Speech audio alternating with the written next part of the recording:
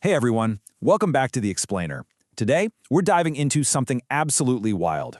We're going to trace this single, undeniable thread of logic that starts deep inside the microscopic, rigid reality of silicon hardware and scales all the way up to autonomous macroeconomic agent growth. We're essentially taking the magic out of artificial intelligence and replacing it with something even more powerful: absolute deterministic truth. All right, first things first, we've got to completely redefine how we view AI.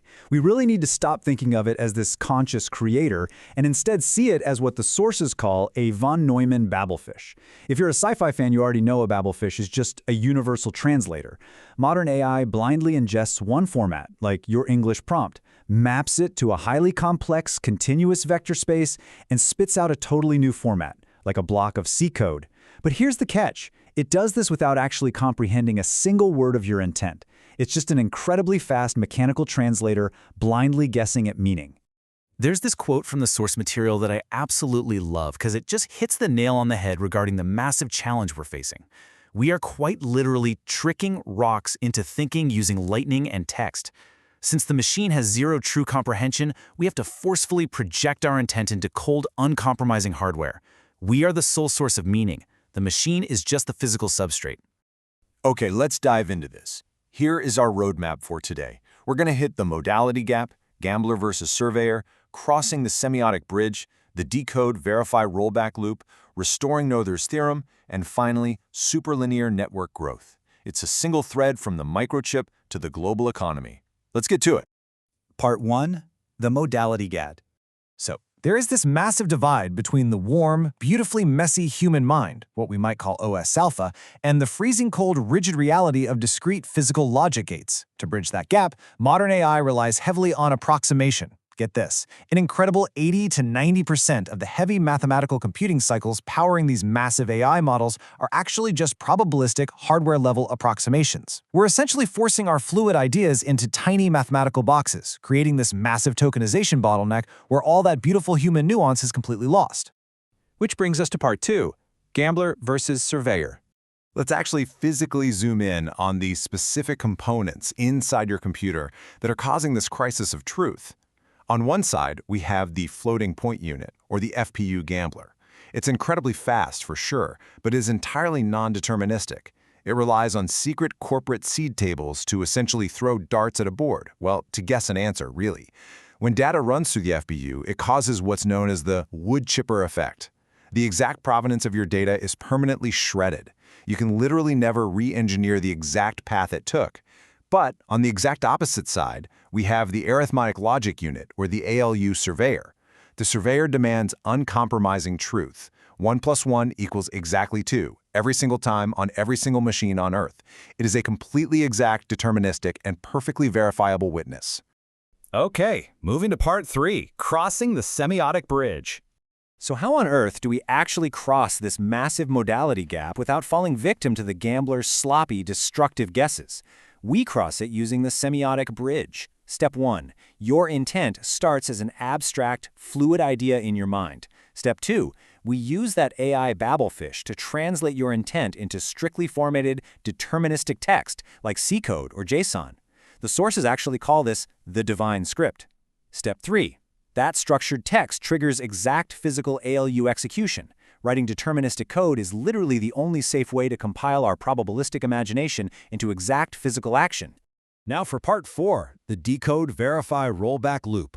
Now you might be thinking, why not just force AI to be perfectly deterministic right from the start? Well, if you bypass all those FPU optimizations, throughput plummets by up to 60%. It's just way too slow. We solve this through an interwoven compromise, like the LLM42 framework. It's a loop of probabilistic generation and strict validation. It's a process of cutting, where the machine essentially chews over and refines its own data. Think of it like an action sequence. Step 1, decode. We let the fast FPU gambler off the leash to rapidly generate candidate tokens and C-code blueprints. Step 2, verify. We use a separate, lightweight mechanism, like strict linters and code tests, to replay those guesses using perfectly fixed mathematical parameters. Step 3, rollback. If the verifier catches the gambler making a mistake due to floating point drift, it forcefully rejects it, truncates the bad data, and rolls back to compute from an undeniably exact state. We are basically using the lossy system to write the lossless rules.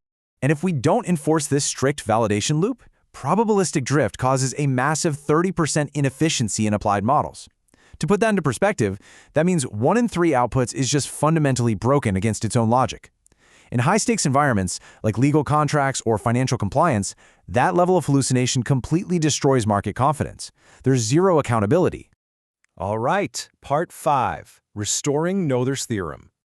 Let's zoom back out to the macro scale to see what happens when we actually achieve this perfect determinism. By relying on the ALU Surveyor and strictly verifying our C code, we bake an undeniable chain of title right into the silicon itself. This actually restores a fundamental principle of physics known as Noether's theorem. It brings total symmetry and reversibility back to computing. It means we've woven the final silk, an absolutely flawless, auditable record where we can forensically trace every single decision backward to a mathematically absolute path. You no longer need to trust a third party's narrative because the math literally speaks for itself. And honestly, the physical efficiency of this is absolutely staggering. By embracing strict geometric rigor and exactness over the FPU's spatial approximations, we drop the metabolic cost of computing off a total cliff. We hit a hard physical energy floor of exactly 0.05 picojoules per operation. That's a 74 times reduction in energy cost. It's a complete game changer. Finally, Part 6, Superlinear Network Growth. So what does this all mean for the economy? Well, when you drop that metabolic cost of computing and eliminate heavy third-party legal audits, you unlock these incredible autonomous AI-to-agent pipelines. Using the L402 protocol, which combines web access codes with digital Lightning Network payment tokens known as macaroons, fully autonomous AI agents can now pay for exact deterministic inferences in real time using just fractions of a Bitcoin. They completely bypass bloated legal contracts, opting for quick automated digital handshakes or surgical webhooks instead. Because trust is mathematically baked into the ALU, your verification overhead drops to zero. All that saved capital feeds directly back into the network, and bam, you instantly unlock true superlinear power law growth. As we're hurtling toward this crazy economy run by autonomous agents handling trillions of dollars, I want to leave you with this final provocative thought. You are the ultimate human orchestrator and steward of these massive machines. When you build these systems, are you going to settle for a gambler's fast, destructive guess, or will you build that semiotic bridge, apply your manual sweat of the brow, and demand the surveyor's exact, undeniable truth? Our entire digital future depends entirely on how you answer that question. Thanks so much for hanging out with me on this explainer. Keep learning, keep questioning, and I'll catch you next time.